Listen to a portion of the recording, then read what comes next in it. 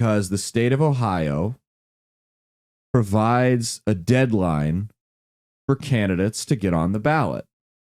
Say, hey, if you want to be on the ballot in the general election, if you want your party to have a nominee on the ballot in the general election in the state of Ohio, your nomination has to be submitted by August 7th.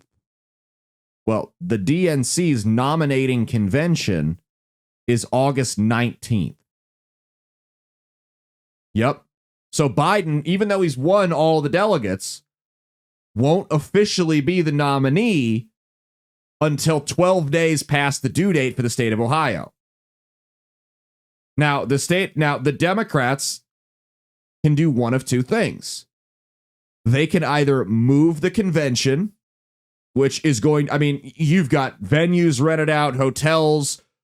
It's a logistical nightmare, basically impossible. The only thing I could see happening would be them doing exactly what I told you was going to happen a week ago, which is moving to a virtual convention.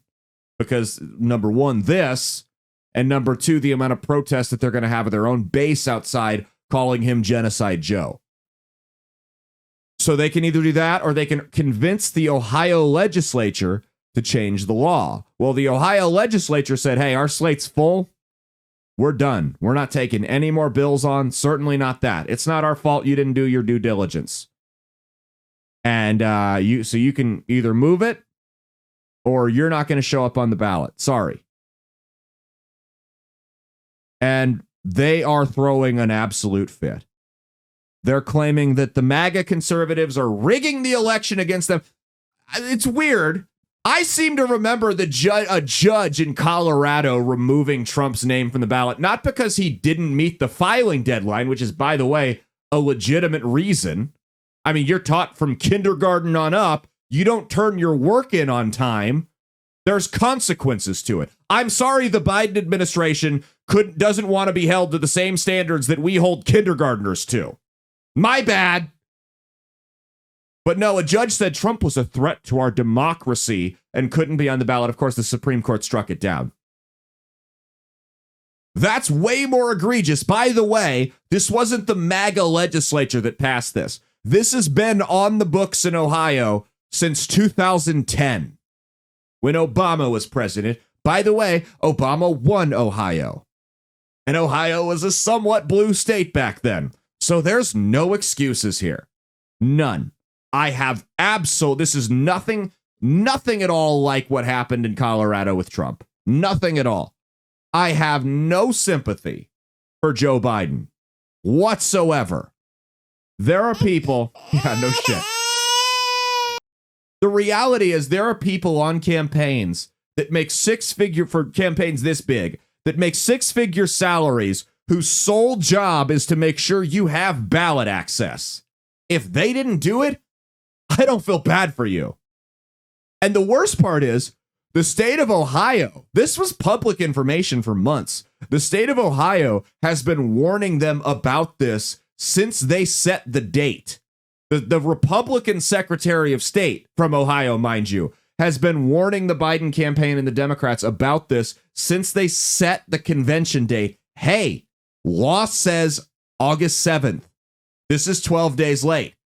And the Biden campaign and the Democrats basically just went, oh, they can say that, but they're not going to do it to us. They won't do it.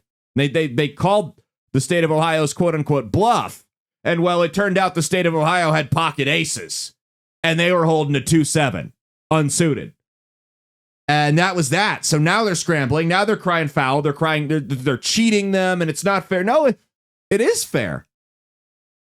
I'm sorry, you don't want to be held to the same standards that every other American is. That if you don't show up on time and you don't turn your shit in on time, there are consequences. And these consequences happen to be you don't show up on the ballot.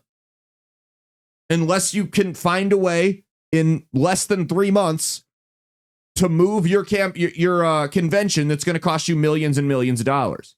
I don't even think they should have given them the courtesy. Like I said, they have people that make six figures a year to make sure they're on the ballot in all 50 states plus DC. The state of Ohio did not owe them any type of contact. Ask yourself this. Do you think the state of Ohio would have extended that type of courtesy to, let's say, the Libertarians or the Green Party? Absolutely not. Let's say the roles are reversed. Let's say let's say the Republican convention is after, what's a blue state? Colorado, New Mexico, something like that. Let's say the Republican convention is scheduled to be after the filing deadline for the state of New Mexico. Do you think that they would have reached out to Donald Trump and said, hey, you better fix this or you're not going to be on the ballot? No, they would have been like, let it go. Here's a fun fact. 2008, Bob Barr, who was the Libertarian nominee, sued both John McCain and Barack Obama's campaigns in the state of Texas because both of them failed to file their candidacy before the filing deadline. Both of them were late. And Bob Barr, him and his lawyers, who didn't have a ton of money, so of course they got steamrolled, said, hey, your law says must file by this date or you don't show up on the ballot. No exceptions. Both of these guys filed late. They can't be on the ballot. And the court system in Texas took the papers. They went, yep, looks like you're right. And then threw them away and let them show up on the ballot anyway. So I'm glad to see the state of Ohio actually enforcing the law. That'll be nice for once. Here's the other thing, though, with this recklessness. And really, this is just par for the course for these people. But here's what this laziness and lack of attention to detail might cost them much more than Biden showing up on the ballot in Ohio. Biden's not going to win Ohio. He's not. Trump's going to dog walk him there. That state's turning hard red. They do not like Biden. The East Palestine thing where he let the toxic chemicals hover over the city for days destroyed his credibility, what little credibility he had left there. Here's the thing, though. There is a moderate Democrat senator, and I'll use that word lightly, named Sherrod Brown that's up for re-election. That's considered one of the most vulnerable seats in the country right now. Now, Sherrod Brown's winning by a point or two in the polls. Not a lot, definitely within the margin of error. A lot can change between now and November. You can see a 4-point swing toward the other guy, but odds are it's going to be close, within 2 or 3 percentage points at the absolute most. It's a well-known fact that more people show up to vote in a presidential election year than in a midterm. So if more than, when the president, the race for the presidency's on, more people are going to show up, meaning more people are going to vote in the down ballot races like Senate and Congress. This could very well cost them a major Senate seat that they won't get back.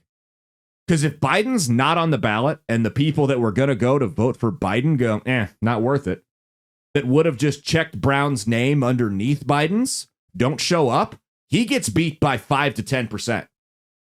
And that's a state that's trending red. And let me tell you, when stuff like that happens, because you saw this in North Dakota, you saw it in Montana, you saw it in West Virginia, when states in Nebraska, states that have had longtime Democrat senators that are trending more and more Republican, when they flip, they don't go back. So they're going to lose. Their lack of attention to detail is going to lose them a Senate seat in a swing state for probably the next 30 years at least. And this is what we've come to expect from them. This level of incompetence, it's evident in every single thing they do. They can't even get ballot access figured out. They're such a train wreck. This is par for the course for the Biden campaign. I'm sorry. If you can't figure out a calendar, you shouldn't be the president. If you don't surround yourself, and I understand it's not his fault, he hired people that he trusted to do that, but if you don't surround yourself with people who are intelligent enough to figure out a calendar, you shouldn't be the president. Period. End of story. It's not even a discussion. He did this to himself. I have no sympathy. Nobody is cheating you. You cheated yourself here.